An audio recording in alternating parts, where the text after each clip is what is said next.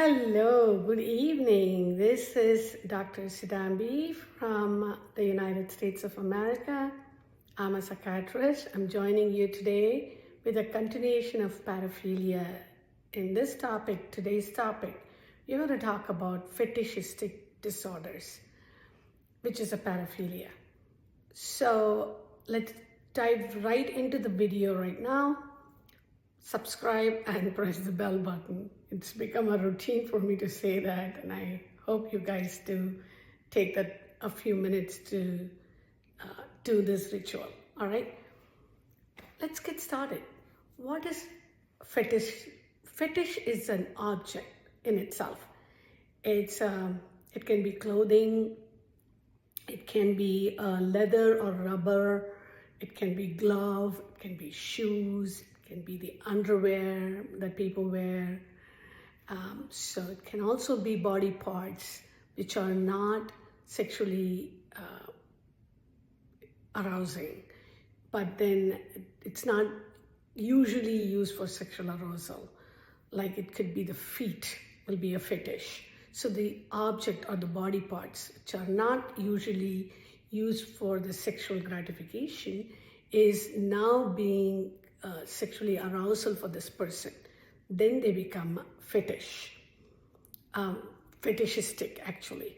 So fetishistic disorder, fetishism is a paraphilia when they get attracted to the body parts or non-living objects, the ones that I already mentioned.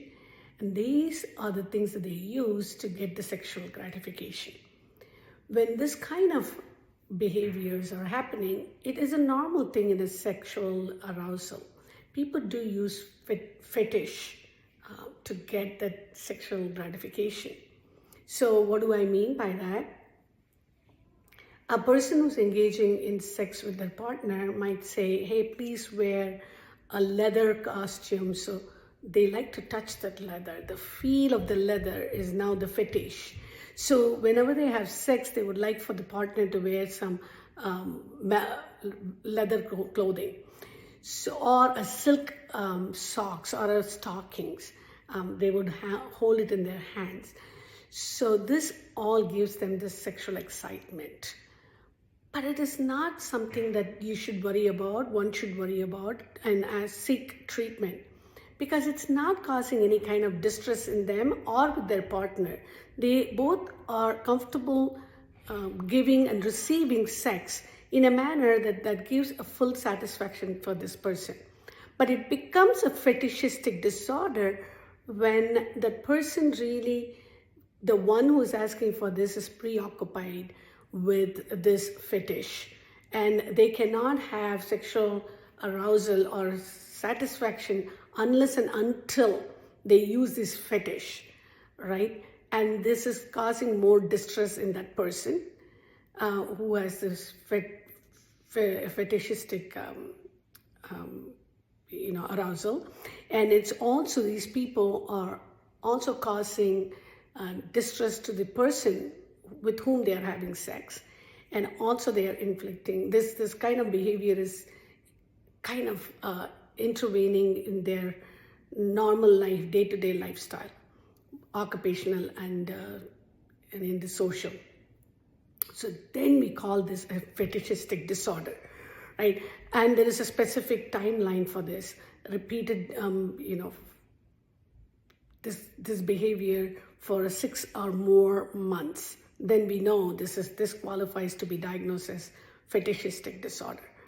Now, what is the root cause for somebody to have this fetishism? There is no underlying, like they don't know what really causes it. For other paraphilias, we talked about childhood trauma and all these things. For here, there's not a single thing that they really pinpointed. But there are theories, like, saying that it could be because of introduction of sexual interests, which are not non-living objects. This can be non-living objects, the sexual interest, and also it could be the sexual arousal to some kind of non-living objects and accidentally that's been introduced, and the social norm or the cultural impact. Really, all these factors play into somebody developing this fetishism. When it becomes a fetishistic disorder, that is a problem. So apart from that, we always know that it's a neurobiological, interpersonal, and cognitive processes which lead to the development of fetishism and the fetishistic disorder. There is also, like in the brain, they say there's an excessive serotonin level which leads to the obsessiveness to these objects, like to the non-sexual body parts. The high serotonin level in the brain leads to obsessions. And so this serotonin level is also associated with OCD, obsessive compulsive disorders. The treatment is always with the psychotherapy and also with the medication.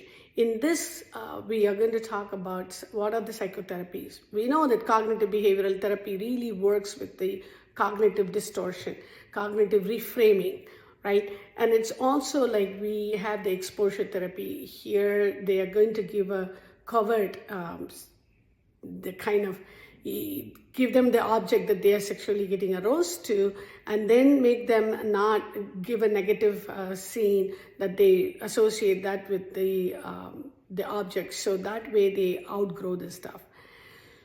These are the kind of treatments that's available right now. Sex therapy is also important, that they find a therapist who have a license to do sex therapy and go to them and express the fetish, which object that they are interested in. And then it could be for the feet of a female, or that could be a fetish. So any kind of the body parts could be like, to the navel, to the neck, back of the neck, the nipples. It could be different parts of the body. But when it is not, nipples will not be a fetish because, it is sexually arousal for a normal sexual activities. So it all depends on the fetishism itself is not a problem, but when it becomes a fetishistic disorder, and we know when it becomes a distress to that person who is engaging in these activities, and or when it impairs their functioning, day-to-day functioning, that's when it becomes a problem. So treatment is available. If you or your loved ones are struggling with this disorder, it's good to really seek treatment and talk about this, right? And what is the age group that it really affects? It's mostly seen in the adolescence, and it continues into their adulthood.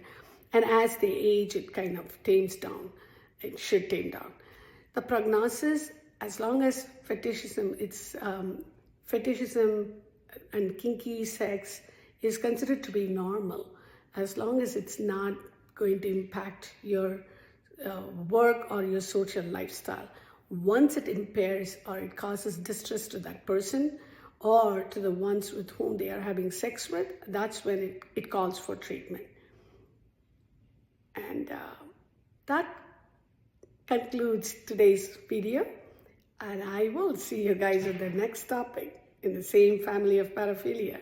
Until then, thank you.